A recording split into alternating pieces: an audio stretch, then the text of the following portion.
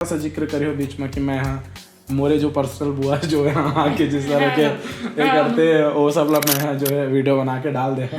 तब फिर बाद में बुआ के रिएक्शन आई सब घर में जब वीडियो वायरल हुई तो बुआ रही थे ना, बोलते हैं ना बुआ ही रही थे। मैं तो खैर ओ मैं 40 से 45 साल के महिला बन थो जेन अपन कैरेक्टर में है। मोर बुआ भी वही एज के है तो मोर बुआ के रिएक्शन रही के निपोर तय मोरे कैरेक्टर लग रही है मैं वाला पैसा दिए कर रॉयल्टी तो नहीं मांगी इस बात में।